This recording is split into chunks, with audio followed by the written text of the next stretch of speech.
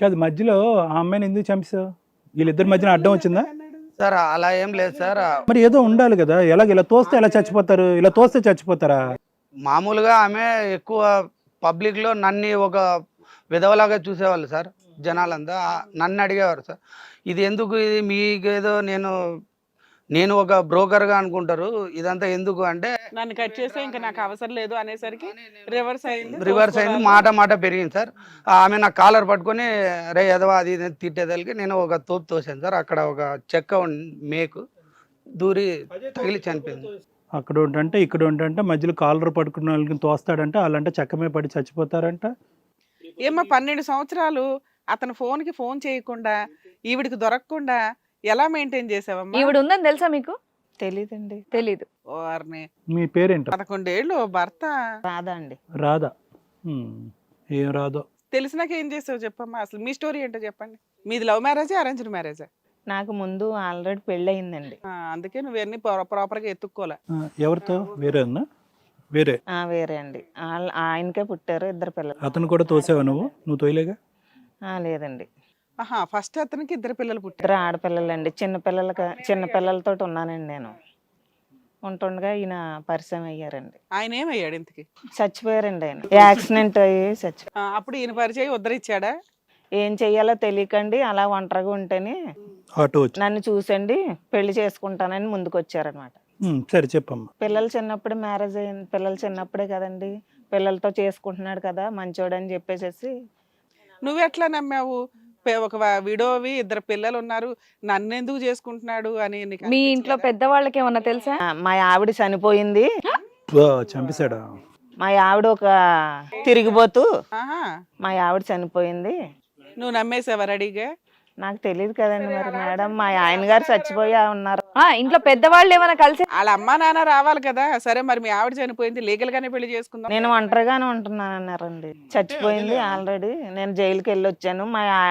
మా ఆవిడ చచ్చిపోతాం వల్ల నన్ను జైల్లో పెట్టారు అని చెప్పేసి ఏదో కింద అలా అమ్మా నాన్న ఉన్నారా? వాళ్ళు కూడా లేరని చెప్పాడా? చెప్తున్నానంటే నేను జాలిపడి చేసుకున్నానండి. నువ్వు జాలిపడ్డా? నాకు తెలియదు కదండి అదంతా. నేను చిన్నపిల్లలు కదా, పోలే తోడుగా ఉంటారు, నేను ఎక్కడికి వెళ్ళగలను. అలా 10 ఏళ్ళు మెయింటైన్ చేసేసాడా? నువ్వు నమ్మేసావా? 10 years సాఫీగా నడిచిందా? బాగానే నడిచి. ఇప్పుడు నీ దగ్గరే ఉండేవాడా? ఎప్పుడు నా దగ్గర కదండి, డ్యూటీలో మరి ఆటో తోలుకుపోతే డబ్బులు ఎలాగ వస్తాయని చెప్పి. లేనప్పుడు ఉద్యోగంలో ఉంటాడని అనుకున్నా. బాగా కష్టపడేవాడు, 2 చోట్ల కష్టపడాలి. పర్ఫెక్ట్ గా ఉన్నాడు, అక్కడ మెయింటైన్ చేశాడు. ఆవిడ నమ్మిచ్చేసి ఆవిడకి అవసరం కాబట్టి సర్దుకుంటాం. మరి ఇప్పుడు ఇప్పుడేమంటావు? ఇప్పుడు ఏం చేద్దాం? ఓ 3 నెలల క్రితం ఆయనకు భార్య పిల్లలు ఉన్నారని నీకు ఇప్పుడు స్టోరీ అర్థమైందా? ఇప్పుడు తెలిసిందండి. మరి నా పరిస్థితి ఏంటో మరి తెలియాలి కదండి. నన్ను పెళ్లి చేసుకున్నారు, ఆవిడ్ని పెళ్లి చేసుకున్నారంట. ఆవిడ్నే పెళ్లి చేసుకున్నాడు, నిన్ను పెళ్లి చేసుకున్నట్టు. నన్ను కూడా పెళ్లి చేసుకున్నారని గుళ్ళో తీసుకెళ్లి చేసుకున్నారు.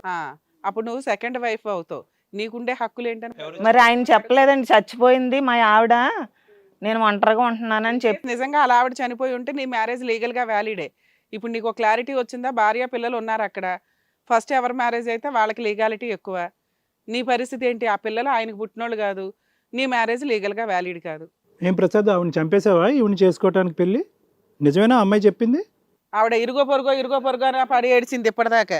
ఈమెతో కొంచెం మానసికంగా ఒత్తిడి ఎక్కువైంది సార్. అందులో ఆమెకి ఆడపిల్లలు అని చెప్పి. బానే ఉన్నాం పెళ్ళైనప్పటి నుంచి అని చెప్పేసి చెప్పింది. ఆవిడ నిన్ను ఒక దేవుడు, వీరుడు, సూర్యుడు అంటుంది ప్రతిసారి. మొన్నటి వరకు అందరూ చెప్పినా కూడా అమ్మాయి నమ్మకుండా నిన్ను ఒక్క ప్రశ్న కూడా అడగలేదు. మర్డర్ కేసు ఉన్నా సరే ఇంటికి ఏదో బంగారంగా అవన్నీ అమ్మేసి బెయిల్ తెచ్చి మరి ఇంట్లో కూర్చోబెట్టి. కావాలయ్యా, అంతకు మించిన భార్య కావాలి నీకు? కాదు, నిజంగా చంపేసావా? భార్యను ఉద్ధరించలేరు కానీ ఆవిడని పిల్లల్ని ఉద్ధరిస్తారు. చంపేసావా? చంపేలేదు సార్. మరి చంపేసినట్టు చెప్పేవాడుగా అక్కడ. అంటే ఆమెకు చెప్పాను సార్, నమ్మాలి. అలాగైతే నమ్ముతా. చెప్పిన మాట నిజమేనట. ఇచ్చాల్సిన అవసరం ఏమొచ్చింది? అంటే ఆమె అంటే ఇష్టం సార్. ఇష్టమేలే. ఈవిడంటే కష్టమా? ఈవిడంటే కానీ ఇష్టమే. ఈవిడ ఇష్టం, ఆవిడ మోజు. ఎంతమంది పిల్లలు మీ ఇద్దరికి? ఏమైనా పిల్లలు ఉన్నారా? మా ఇద్దరికి ఏం పిల్లలు లేరు సార్. ఆ పిల్లలే నా పిల్లలు. వాళ్ళ పిల్లలే నీ పిల్లలు. ఇలా తిండి పెడుతున్నావా? సరిగ్గా పెడుతున్నావులే, మీ ఆవిడే చెప్తుంది ఇక్కడ. మరి ఇప్పుడు లెక్క తేలాలంటే ఎలా? అటా ఇటా అంటే లెక్క ఏం చేద్దాం? నాకు 2 కావాలి సార్. ఇంకోళ్ళు ఎవరిని ఉన్నారా? 3 కావాలంటాను. ఏమా 2 కావాలంటున్నాడు? ఒక ఆవిడ చంపేసాడు. కుదురుతుందండి, నేను అసలు ఒప్పుగానండి. పెళ్లి చేసుకున్నాడు నన్ను. అమ్మా ఇక్కడ ఏం గొడవ లేదు. మీరిద్దరు ఇలా గొడవ పడినారంటే నేను ఇంకో పెళ్లి చేస్తాను. నాకు కుదరదు.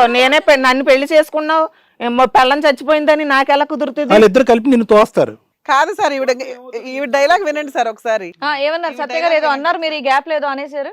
గ్యాప్ లో కాదండి, ఆవిడ అసలు నేను పెళ్లి చేసుకుని నేను ఎవరినో తెలియదని ఆవిడ ఈయన అనే మాటల కంటే ఇప్పుడు ఆవిడతో సర్దుకుంటుంది, ఆవిడ సర్దుకోవట్లేదట. నేను సర్దుకుపోతున్న మధ్యలో ఆవిడతో నాకు పెద్ద బాధ అతనేమో పెళ్ళం చచ్చిపోయింది అనేది అప్పుడు నేను చేసుకున్నాను. నా పిల్లలు చిన్నప్పుడు చేసుకున్నాను, ఇప్పుడు పెద్దోళ్ళు అయిపోరు. నేను ఎలాగ ఒప్పుకుంటానండి? ఒప్పుకో, మరి ఏం చేద్దాం? నాకు ఏదో న్యాయం చేస్తారని నేను వచ్చానండి. ఏం న్యాయం చేస్తామమ్మా? అతను ఇద్దరు కావాలంటున్నాడు, ఇద్దరిని చూసుకుంటాను అంటున్నాడుగా. ఆ తోడు నేడు కోసమే చేసుకున్నావు కదా. ఇక్కడ విడ్డోరం ఏంటో తెలుసా? మేము ఫస్ట్ వైఫ్ ని బతులాడాలి, ఆవిడే బంపర్ ఆఫర్. లేదండి, నేను అసలు ఒప్పుకోనండి. ఆవిడ చచ్చిపోయింది అన్నాక మరి ఆవిడ నా దృష్టిలో ఎలాగుంటదండి? ఆవిడ వర్షన్ ఆవిడ కరెక్టే. ఎందుకంటే వైఫ్ లేదు, నా సొంత భర్త అనుకొని చేసుకుంది, తెలిసింది. యాక్చువల్గా రివర్స్ అవ్వాల్సింది ఈవిడ నీకు ఒక ఆఫర్ ఇస్తుంది. సరే వాళ్ళు చావేది వాళ్ళు చావనివ్వండి, ఆవిడ ఇప్పుడు ఎట్లా ఉందో అట్లాగే ఉండనివ్వండి అంటుంది. ఆ ఆఫర్ వాడుకోవా? నువ్వేమంటావమ్మా? ఇప్పుడు ఈయన తీసుకొచ్చిన దానికి ఊర్లో అంతా నా మొహం మీద ఉమ్ముతున్నారు సార్ అందరూ. నా పిల్లలకి తెలిసి కూడా నా పిల్లలు కూడా నాతో కూడా సవ్యంగా ఉండట్లేదు. సత్యం, నేను ఒక మాట చెప్పనా? నువ్వు ఇమీడియట్ గా వెళ్ళి ఏం చేయాలో బెయిల్ క్యాన్సిల్ చేయించు, లోపలికి వెళ్ళిపోతా. బెటర్. ఏ గొడవ లేదు, నిజంగా అది చేయించు. అది ఏమన్నా ఉంటాయి కాదు సార్. అందరూ కలిపి నన్ను ఎలా తిట్టిపోస్తున్నారంటే అలా మధ్యలో ఇది కొత్తగా ఈవిడొచ్చి అసలు నువ్వు పిల్లనివి కాదంటే నేను ఇప్పుడు తెలియదోకాలి. నాకు అసలు అమ్మా మీ ఆయన అంటున్నాడు నువ్వే నా ఫస్ట్ వైఫ్ అని. ఇక్కడ ఏం డౌట్ లేదు. కాకపోతే నువ్వు ఇస్తున్న బంపర్ ఆఫర్ ఆవిడ వాడుకోవట్లేదు ఏంటని నాకు కొంచెం. ఆవిడేం కొత్త అనట్లేదు, నేను చాలా పాత అంటుంది ఆవిడ. ఇంకా పైగా ఆయన ఇంకొక ఆఫర్ ఇస్తున్నాడు. నా భార్య వాల్యూ నాకు తెలిసిందంటే అనటం పోయి నేను ఇంకొక ఆవిడని చేసుకుంటాను పో అంటున్నాడు. అలాంటి వ్యక్తి పక్కన కూర్చున్నావు నువ్వు. లేదు ఆయన కావాలా నీకు అసలు? ఒక హత్య అభియోగం, ఇక్కడ ఒక లేడీ, ఇంకా ఇది దొరికితే దొంగ, దొరకపోతే దొర. ఇంకా ఎంతమంది ఉన్నారు ఆటోలో? కుటుంబ పరంగా గౌరవంగా అలా పోవాలని పిల్లలకి రేపు. నువ్వు అందుగురించే నువ్వు చేసిన తప్పేంటో తెలుసా? నువ్వు కాపురం ఇంట్లో చేయకూడదు, ఆటోలో చేయాలి. అప్పుడు ఏ గొడవ లేదు, రోజుకి ఒకరు దొరుకుతారు నీకు. ఇలాగ పోతూ ఎవరు నమ్మకుండా నేనెంత ఉన్నానో అంతకంటే దారుణంగా నాకు ఇప్పుడు అన్ని కనిపించేసరికి నేనేం చేయలేదు. మీకు కోపం వచ్చినా మీరు ఇదే ఫ్లోలో మాట్లాడతారా? పద్ధతిగా సాంప్రదాయంగా చేయిదా? ఎడం చేస్తానా కుడి చేతి వాటమా? వెయ్యి ఒకటి ఈపు మీద కొట్టవా? బంగారం వాళ్ళ ఆయన ఎంత అపురూపంగా చూసుకోండి. అదృష్టం ఉండాలి ఇట్లాంటిది దొరకడం అంటే.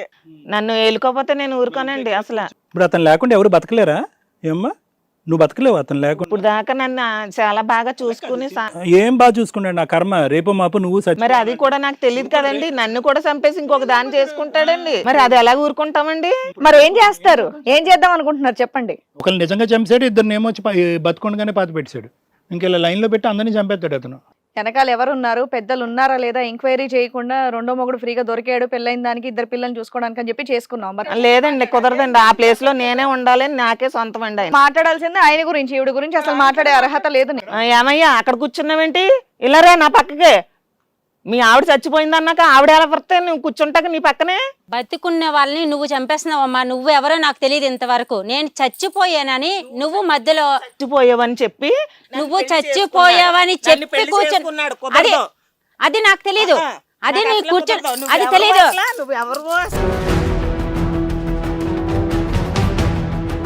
ఎవరినైతేనేమి పర్వాలేదు చూసుకుందాం. ఊరు ఇక్కడ తేల్చేంత వరకు అలా ఉండని.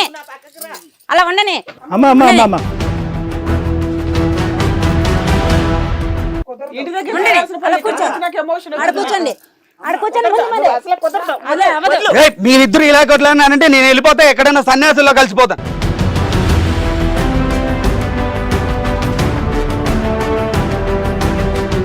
నువ్వు ఎలా కలిసిపోతావు అలా చేస్తాను. నన్ను బెదిరించాను ఎన్నాళ్ళకు, నన్ను చేసావు ఇలా. అంత టావిడ ఉంటున్నాయి సరే, నేను ఎందుకు ఊరుకున్నాను? మోసం చేశాడమ్మా, కానీ ఇక్కడ లాక్కున్నంత మాత్రం సన్యాసంలో కలిసిపోతాను, నలుగురిలో పరుగు పోద్ది. ఇప్పుడు ఆవిడ ముందు చంపేశావు, ఇప్పుడు ఇంత కలిసిపోతాను అంటున్నావు. ఆడేం సన్యాసంలో కలవడు. ఎన్నాళ్ళు బట్టి పోషించావని దానికి విశ్వాసంగా నేను చూపెట్టి నీకోసం చేస్తే నన్ను తీసుకెళ్ళి అక్కడ చంపేశావు ఏకమని. పిల్లలు ఏమైపోతారని లేదు నీకు, లోకం ఏమైపోద్ది నలుగురు ముందు ఏమైపోతామో లేదు నీకు. ఇప్పుడు వెళ్ళి సన్యాసంలో కలిసిపోతావా? ఆ ఏడుపు ముందే ఏడిస్తే బాగుండేది. ఆవిడ గురించి ఆలోచిద్దామంటే ఇప్పుడు నేను చచ్చిపోవాలంటే ఇప్పుడు ఉన్న ఇద్దరు పిల్లల్ని చూస్తావు లేదు, నీ మీద నమ్మకమే లేదు. కనీసం ఎవరికి న్యాయం చేయాలో కూడా తెలియదు. నువ్వు ఆ పక్కన కూర్చున్నా నీ సిగ్గులేదా? పిల్లని చచ్చిపోయిందని అదే దాని దగ్గర కూర్చున్నా. అది